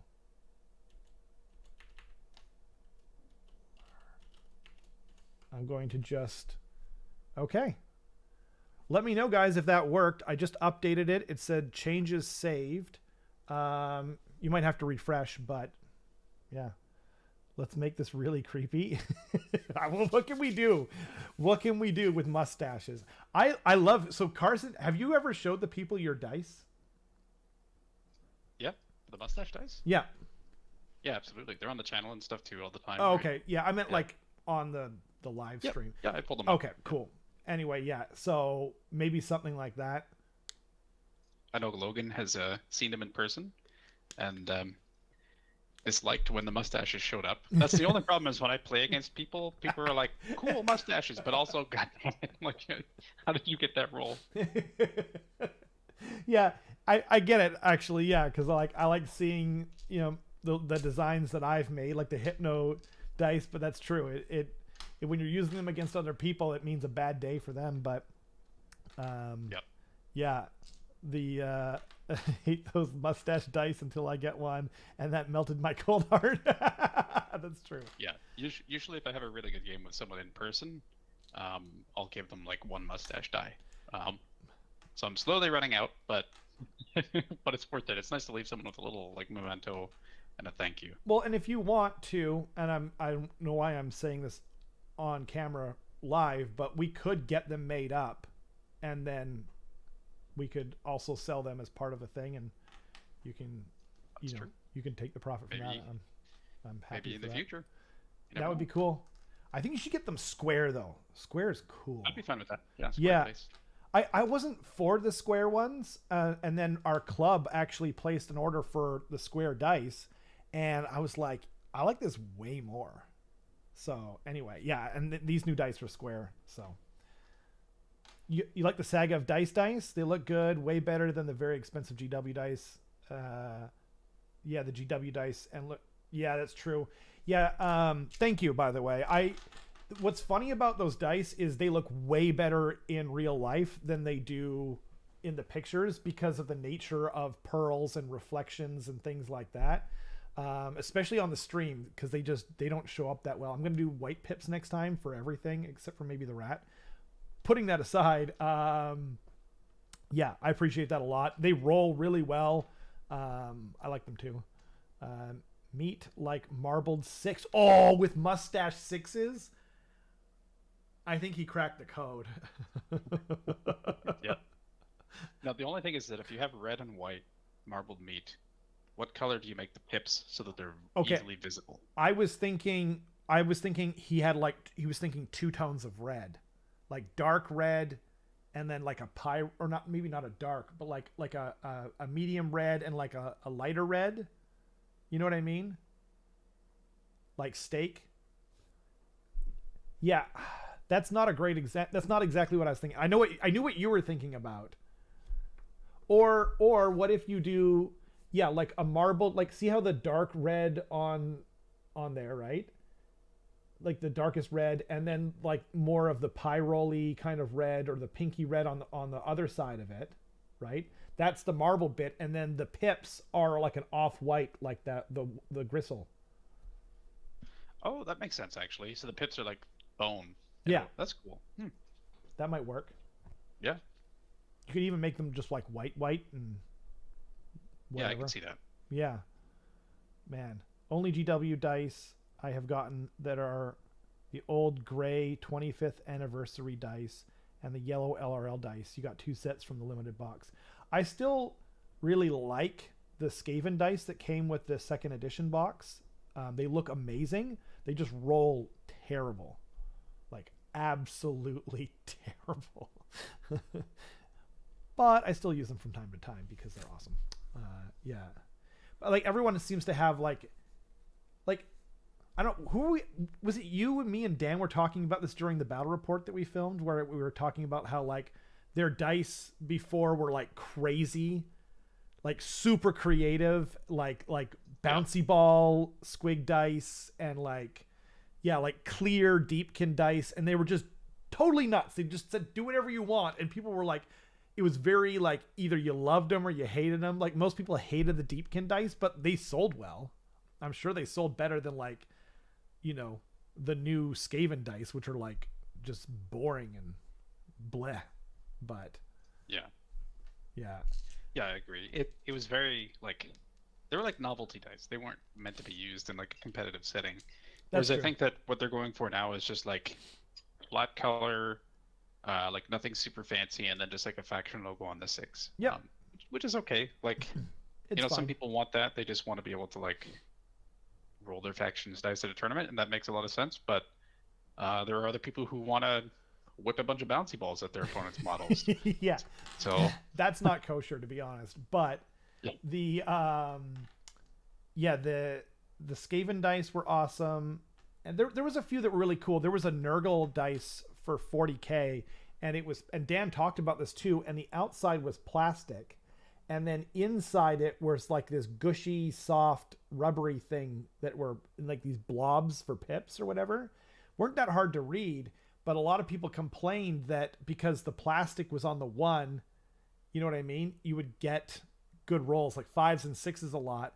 But I meant to tell Dan this, but I had a buddy he was my very first opponent in Age of Sigmar, and he bought those Nurgle dice. He, like me, he loved weird dice. He was a total sucker for them. So he bought those Nurgle dice, and he kept using them, and everyone complained about them so much that they became illegal in tournaments.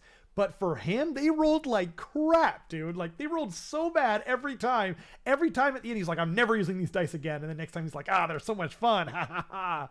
And then at the end, he's like, these dice suck. They're terrible. So I had the opposite experience with those dice.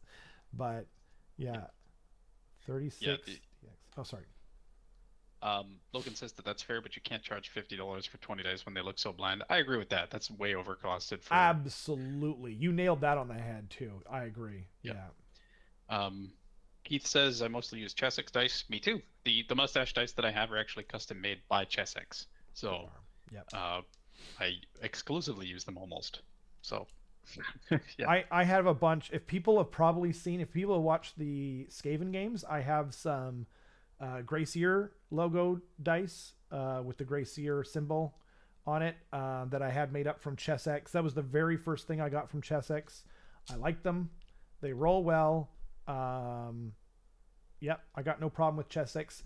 I didn't choose to go through Chessex because they have a much more like for getting dice made to sell, because they're much more limited. You can only get certain colors. You can only get certain colors of pips.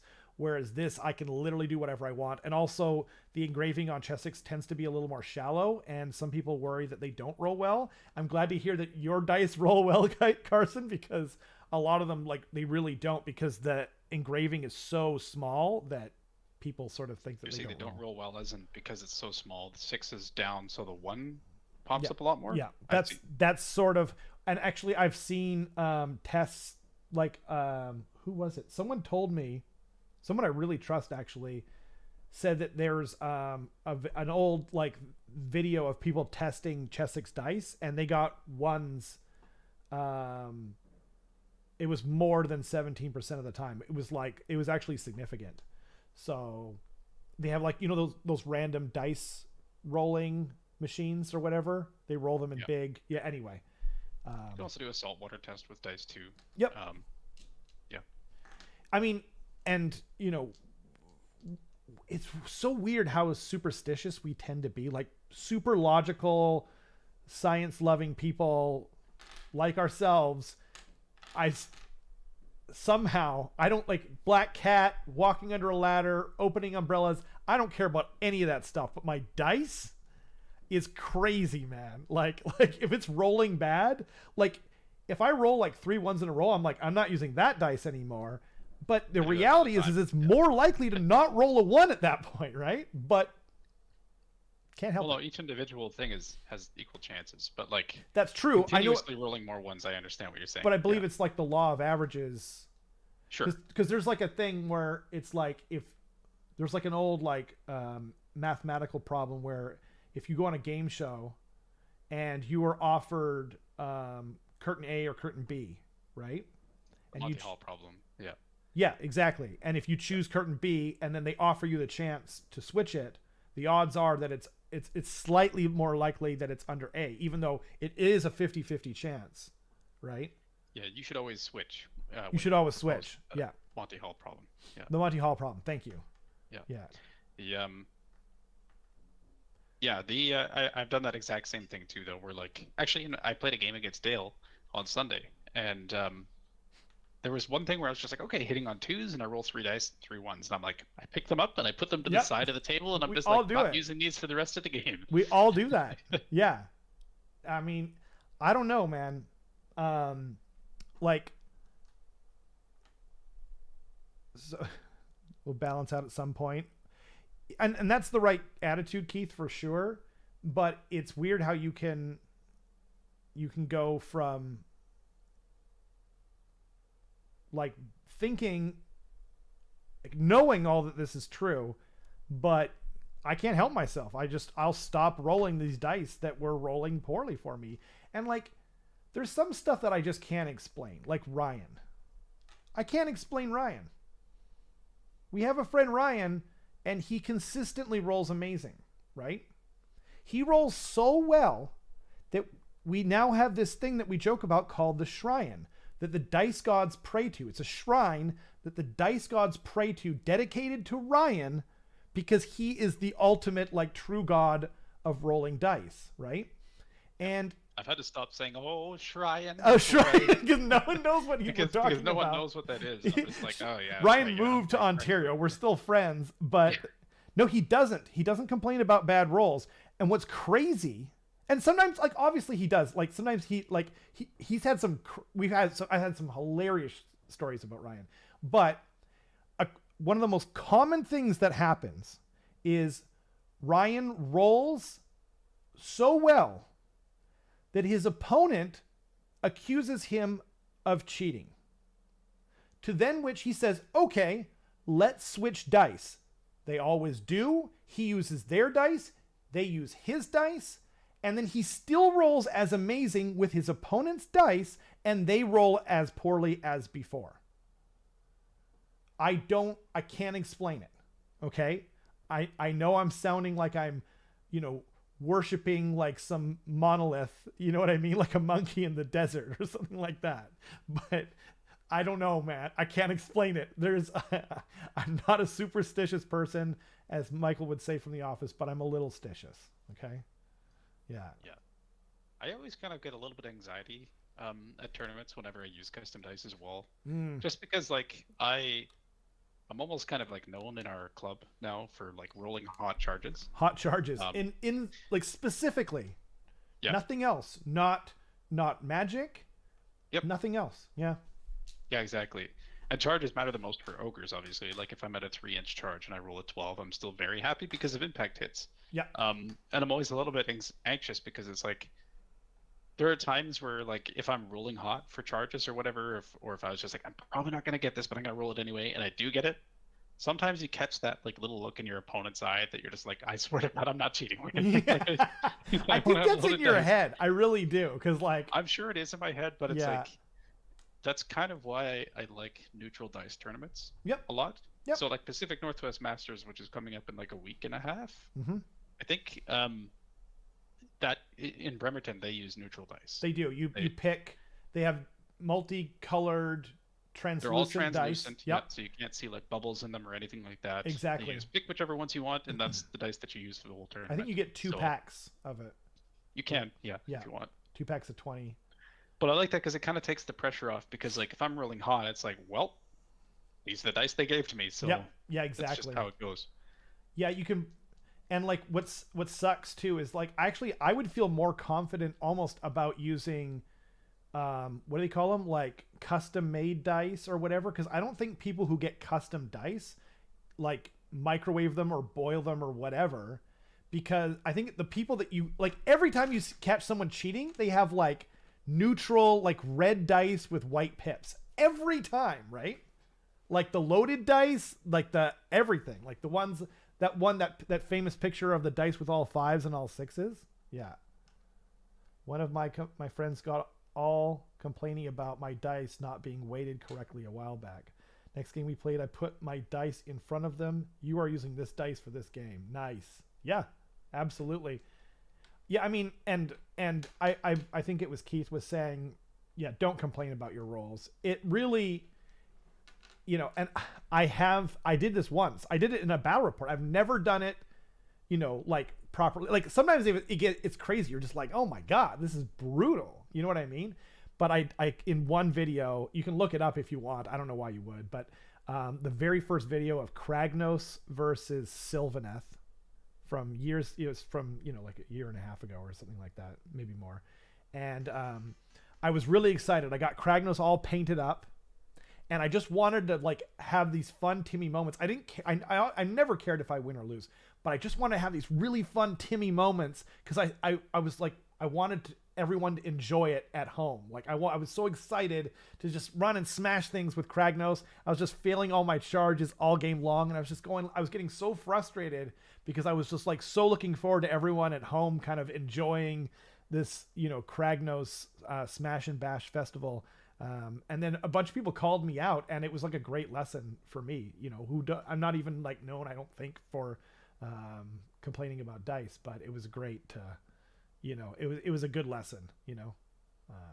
Yeah, don't complain about your dice. No one cares. No one, and it doesn't, like, ironically, it's like, it doesn't make you seem like a better player. If you're going like, oh, my dice are so bad, like, even if they are, your opponent is aware of that. So if you complain about it, it just makes you seem like you're blaming your dice, which is kind of what a lot of people do, you know? Yeah. But it's one of the easiest things is like taking the one part of this game, which is chance, which is a lot of it for sure. That's true.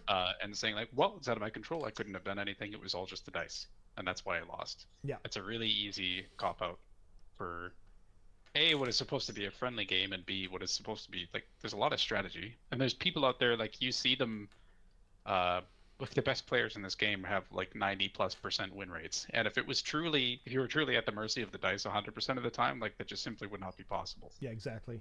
Like the people that like you and, you know, Matt Beasley, Matthias, Dale, you know, there's a lot of people that are very consistent at playing this game at such a strong level. And the thing that they all have in common is Ryan is maybe the most gifted wargamer I have ever met. You know, he horribly crushed both of us in our first game against him. We brought like soft army, or at least I can only speak for myself. I brought a soft army because he's like, this is my third game ever of 40k or something like that. So I'm like, okay, I want to take like a soft list. I brought some Tyranids back in 8th edition, and he just demolished me like into little pieces. And I was like, oh my God, I cannot pull any punches for this guy. Like he's just gonna think I'm an idiot, you know, because I can't play. Like, he's just demolishing me. Anyway. But yeah, Ryan was like, was talking to him about like a tournament he played or whatever, and he you know, he lost or whatever, and he was just like, oh, I didn't play well or whatever. And then like throughout the course of the conversation, you know, he went through the whole game with me, and I was just like, and like he remembers everything like a savant. And you know, and as usual, he didn't even tell me that he rolled like garbage, but you can eventually figure it out. You know what I mean? Or when I would play him and when you would play him, I'm sure it was the same. He wouldn't talk about his dice. He would just talk about, you know, if he was down about something, it was about his play, you know. And he always talks about how you should always, like, if you lose because of bad dice, it's still your fault because you shouldn't have been in a place to lose to bad dice. You know? And I really like that idea. Yeah, and that's kind of the whole debate with the double turn of Age of Sigmar. It's like, if you lose because of the double turn, you shouldn't blame this mechanic of the game. It's like something that you have to know could come and you have to play around, right? I completely agree. The only time I will accept playing complaining about the bad turn is when people are just like, I'm a casual, I don't like it because I just came here to roll and I just want to turn my brain off, have fun. You go, I go. I want to, you know what I mean? I don't want to be working out, you know, quantum mechanics type of equations to figure out whether, you know, what I'm going to do next turn. Like, I don't want to, you know, have to figure out that kind of thing. I just want to roll some dice. That's totally fair. You know what I mean? Like, if it's just like, I don't like it, I want to play casual, easy, fun games, no problem. You know, if you're saying it's a bad mechanic because it doesn't allow for strategic decisions, I say that it's the opposite of that. It's more strategic. It's more difficult to play around a double turn. Yeah. Yeah. Sometimes roll things out, like when I roll 6 dice and get 5 results of 1, point at it and smile and say, look, I can do it too. Yeah, see, that's how you know you're probably playing at a pretty good level as well, when you're just like, yeah, you're like, look at my bad rolls, like, see, like, ah, yay, you know. And like, I do like to point out the odds, because like part of it too is because like you'll be rolling dice, right? And then, you know, you'll get like, let's say you roll 6 dice and you get 2 1s, right? And you're looking for 3s and you're like, 2 1s. But in reality, if the other ones are 3 and above, that's perfectly average. It doesn't matter. But the negative rolls tend to get stuck in your head. And sometimes the really big rolls too, like if you have exploding 6s and you roll 5 out of 6 6s on exploding 6s, you're just like, oh my god, jackpot, right? But bad dice are l'enfant terrible.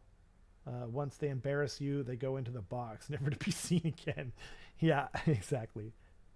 Eat a Snickers. Bad dice and good dice happens to everyone. The key is to being a good player is recognizing when you lose to luck and when you lose to a better player.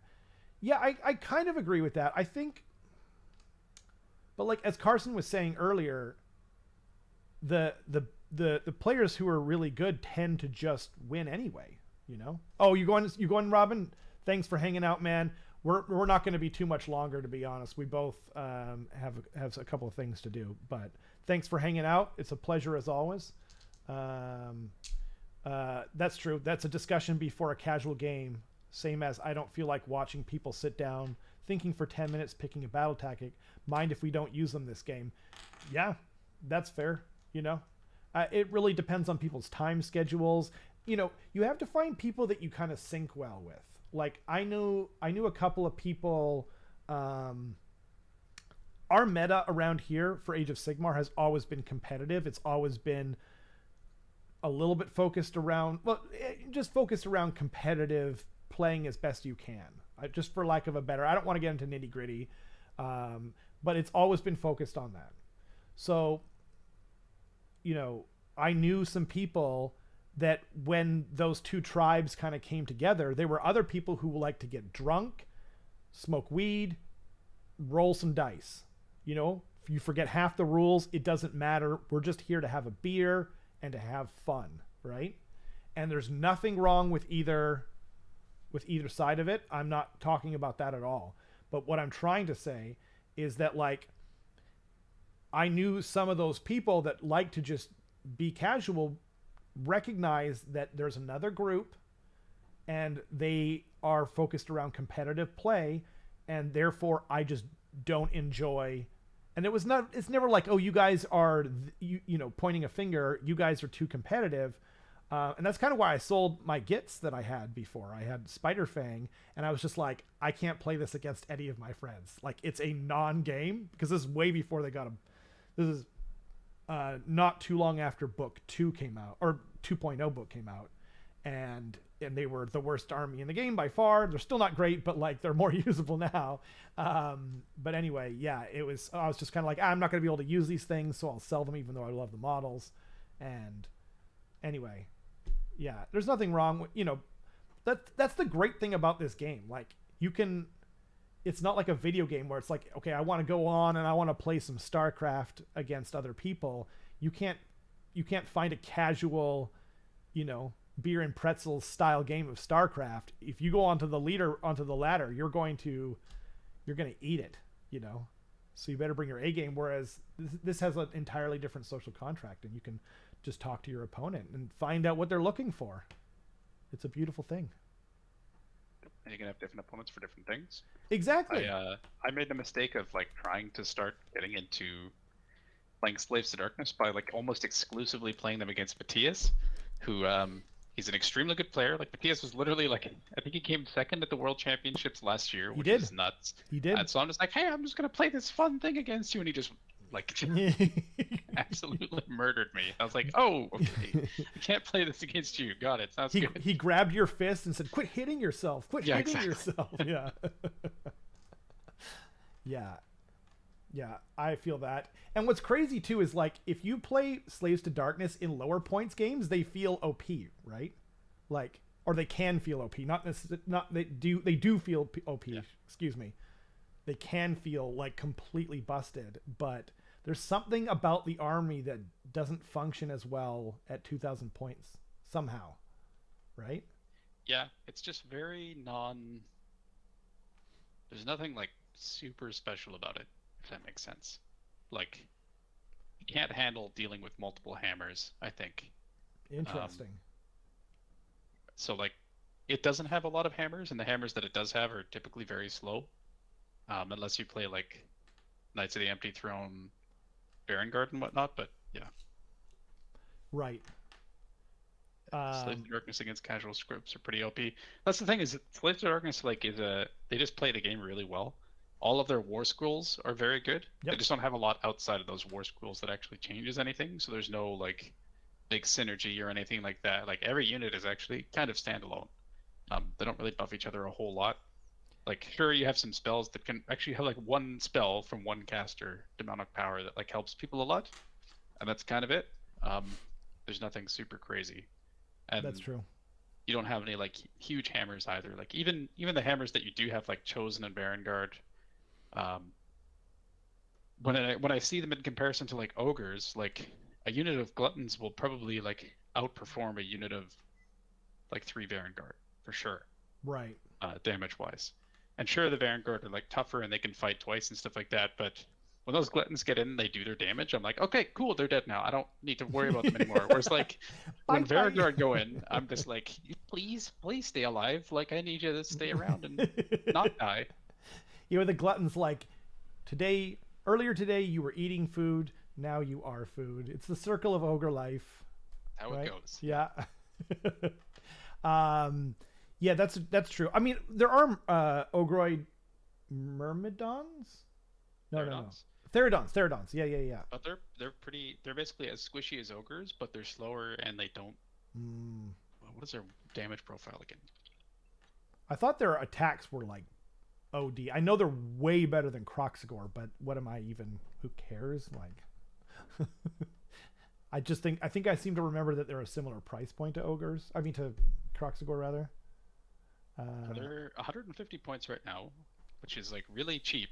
Whoa! And how many wounds? 5 wounds on a 5-up save. So whoa! Basically, you get 15 wounds on a 5-up save, which is like it'll die to like anything that's a mild hammer. And then if you use the great axe, they're 3 attacks, 3s, -2, 3 damage. So they basically have the same attack profile as an Iron Gut, but they're a little less tough. They can't fight twice. But they count for 2 models each. Sorry, it's just a minor thing, but they count for 2 models each. They do? Yeah, they count for 2 models each. But Iron Guts do too, because that's an ogre thing. Oh, got it. Right. Yeah. Okay. So like, yeah, there's something there with Therodons, but the thing is they move 6, which is like, sure, ogres move 8, which is only 2 inches more, but that's 25% extra movement, right? Which is like a lot. And I think they add 1 to their charge rolls as well. So it's like, yeah, Therodons, like, they can slap, and I think there's something there with them probably, but they can't take a hit for sure. And they don't do any of the special things that ogres could do, like impact mortals on charges, like gulping bites at the end of the combat phase, that sort of stuff either. So, but man, like that damage profile is pretty awesome. Like, it's really good, but like nothing really helps them, is the thing. Oh, is that right? They, like, what do you give to Ogre Therodons that would make them better? I assume you're not directing that question at me because I know nothing about Slaves to Darkness. Yeah, like in the perfect scenario where like they're marked as Khorne, they have demonic power, they get into combat and they hit something. Yeah, they're gonna slap something hard. So what happens if they're Mark of Khorne, they get what? Extra attack on the charge? Yeah. Right? Yeah. Okay. And then what if they get the Khorne banner? Just playing. You probably wouldn't want to do that. That's yeah, you probably additional rend on the charge. I think it's +1 to wound. +1 to wound. I mean 2s. Yeah. That's on the charge. It's pretty good, but the thing is, if you cast demonic power on them, it's +1 to hit and wound. So. Oh, okay. You cast demonic power on them. They have Khorne. Then they do Unleash Savagery, which is their once per battle, add 1 of their attacks characteristics. So all of a sudden you have like 5 attacks each, 3s, -2, 3 damage. Oh no, so they're 2s and 2s if they're demonic power. So like, yeah, you can stack them up pretty good. Wow. But getting them to where they need to go, a smart opponent is not going to let that happen. Okay, right? well, because they don't. No but means. Like, aren't they going to kill anything at like 2s and 2s? Yeah, but you know, so the opponent has 1 screen in front of you, and Slaves to Darkness has 0 shooting to deal with screens. That's true. Right. Yep. So the Therodons just smack into the front of a screen, and then do basically nothing after that. So one of the nice things about ogres is that all of my units have impact mortals. So what I can do is I can actually partially impact mortal down a screen to like whittle it down, so that the next units that are charging have more space to get in behind the more important stuff. Yeah. I don't like. You're comparing them to ogres, and ogres I think are better. I think you're right, on the whole. And I'm comparing them to Kroxigor and going, they're way better than Kroxigor. Yeah. They're definitely like one of the best war scrolls that Slaves to Darkness has, I think. Right. Which is why I was trying to build the list that had like 3 minimum size units of them. So it's like, okay, 1 of them or 2 of them are going to die. Right. And then when I do get 1 of them into combat, it's going to slap something hard. But I haven't had a good chance to really like play that out too much. That's fair. I mean, you are the ogre meat man, right? Are you? Oh shoot, I forgot what I was going to say. I'm doing that a lot tonight. It is the sloth-like tiredness sucking my soul out, Carson. It's sucking my soul out. +1 attack, +1 to hit, +1 to wound, and a 6+ ward is what you give Therodons, and hope for the best. Yeah. I mean, your point is well made for sure. You know, maybe you like take knights in, and then they're like a round 2, like phase 2 kind of unit that goes in there and smacks the big stuff. I don't know, you know. Yeah, that's the problem. Is like on paper in a perfect situation, it's a very good army. Right. It's very cheap, very tough, and has a decent amount of hammers, but it's always been a delivery method issue, which is why the most popular list that you see right now is Knights of the Empty Throne. Just like zoom across the battlefield and just like throw Variant Guard in people's faces. Yeah, I can see that. Yeah. Also, like I've seen some lists with cultists, with just a ton of cultists, but it also doesn't. That army doesn't look how you want it to look, and it doesn't play how you want it to play. Like, so it kind of takes away the point for you of playing Slaves to Darkness to a large extent. So I get why you wouldn't do that, you know? Yeah. But armies would be like Christmas in an army with knights, chosen, and vanguard. Yeah. Yeah, it's true. Yeah, that's a good point. Like in some armies, like, you know, they would be a godsend. You know, they're kind of like, I mean,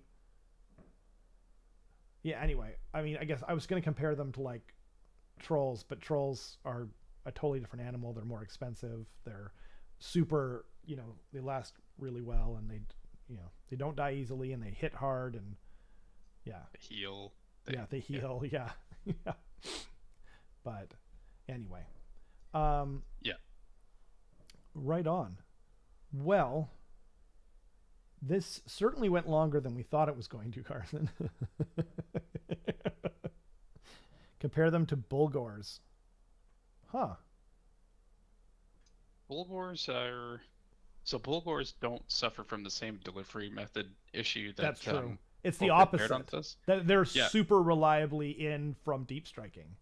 Yeah, and not only are they super reliably in, but they can deal like however many models are in the unit worth of mortal wounds. So if you have a small screen in front of something, or like a really tiny unit, you can charge that, mortal it to death, and then charge again in the combat phase and mortal something again. That's true. Which, spoilers, might happen in a battle report sometime soon. But very soon. James is working on it. Yeah. Bulgors are certainly like very squishy, but they can set up outside of 7, and they have. Oh, sorry, they set up outside of 7, and they have 7. +1 to charge, or +2 to charge. +1, or it can be +2, I think. It is +2 actually, because you they're +1 on their war scroll. Chaos thing comes in, they have +1 to charge. Right, that's what it is. And then they have +1 on their war scroll. So it's like outside 7 +2 to charge. It's like that. It's getting it, like wherever you want it to go. And you probably have a command point to re-roll. Yeah, exactly.